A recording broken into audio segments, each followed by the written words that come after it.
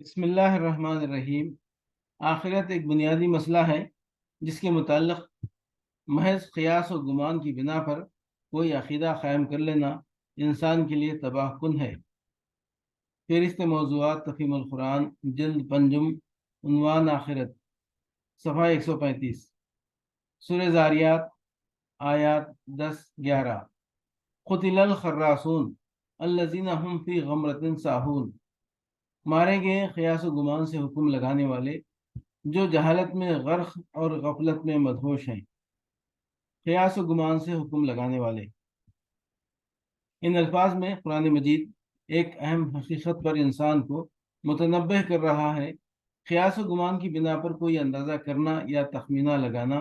دنیاوی زندگی کے چھوٹے چھوٹے معاملات میں تو کسی حد تک چل سکتا ہے،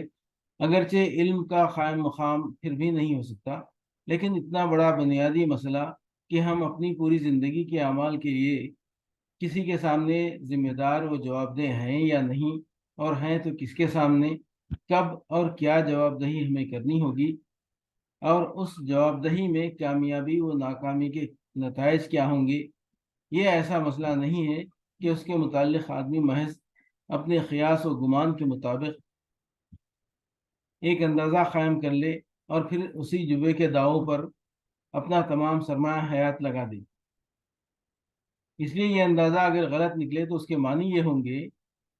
کہ آدمی نے اپنے کو بالکل تباہ و برباد کر لیا۔ مزید برآں یہ مسئلہ سرے سے ان مسائل میں سے ہے ہی نہیں جن کے بارے میں آدمی محض قیاس اور ظن و تخمین سے کوئی صحیح رائے قائم کر سکتا ہو،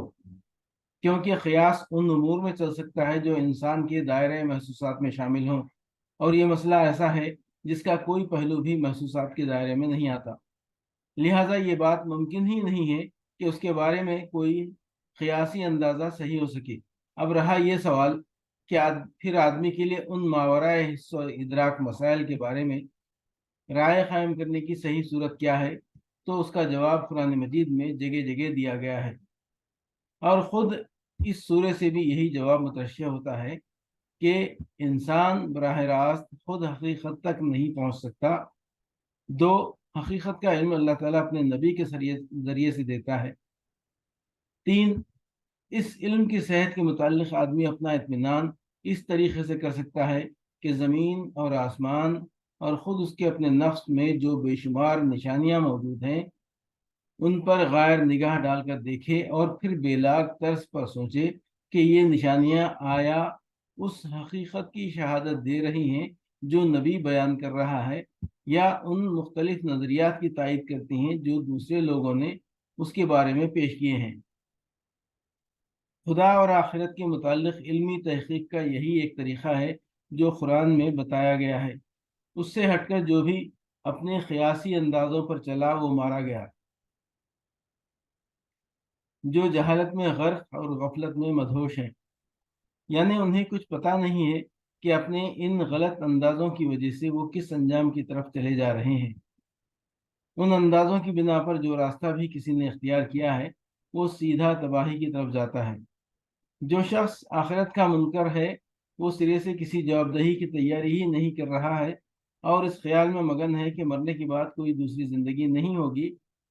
حالانکہ اچانک وہ وقت آ جائے گا جب اس کی توقعات کے بالکل خلاف دوسری زندگی میں اس کی آنکھیں کھلیں گی اور اسے معلوم ہوگا کہ یہاں اس کو اپنے ایک ایک عمل کی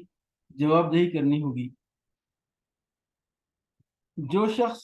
اس خیال میں ساری عمر کھپا رہا ہے کہ مر کر پھر اسی دنیا میں واپس آؤں گا، اسے مرتے ہی معلوم ہو جائے گا کہ اب واپسی کے سارے دروازے بند ہیں، کسی نئے عمل سے پچھلی زندگی کے اعمال کی تلافی کا اب کوئی موقع نہیں، اور آگے ایک اور زندگی ہے جس میں ہمیشہ ہمیشہ کے لیے اسے اپنی دنیاوی زندگی کے نتائج دیکھنے اور بھگتنے ہیں۔ جو شخص اس امید میں اپنے آپ کو ہلاک کیے ڈالتا ہے کہ نفس اور اس کی خواہشات کو جب پوری طرح مار دوں گا تو فنائے محض کی شکل میں مجھے عذاب ہستی سے نجات مل جائے گی، وہ موت کے دروازے سے گزرتے ہی دیکھ لے گا کہ آگے فنا نہیں بلکہ بقا ہے، اور اسے اب اس امر کی جواب دہی کرنی ہے کہ کیا تجھے وجود کی نعمت اسی لیے دی گئی تھی کہ تو اسے بنانے اور سنوارنے کے بجائے مٹانے میں اپنی ساری محنتیں صرف کر دیتا۔ اسی طرح جو شخص کسی ابن اللہ کے کفارہ بن جانے یا کسی بزرگ ہستی کے شفیع بن جانے پر بھروسہ کر کے عمر بھر خدا کی نافرمانیاں کرتا رہا، اسے خدا کے سامنے پہنچتے ہی پتہ چل جائے گا کہ یہاں نہ کوئی کسی کا کفارہ ادا کرنے والا ہے اور نہ کسی میں یہ طاقت ہے کہ اپنے زور سے یا اپنی محبوبیت کے صدقے میں کسی کو خدا کی پکڑ سے بچا لے۔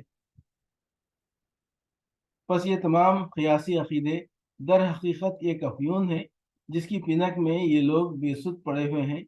اور انہیں کچھ خبر نہیں ہے کہ خدا اور نبی انبیاء کے دیے ہوئے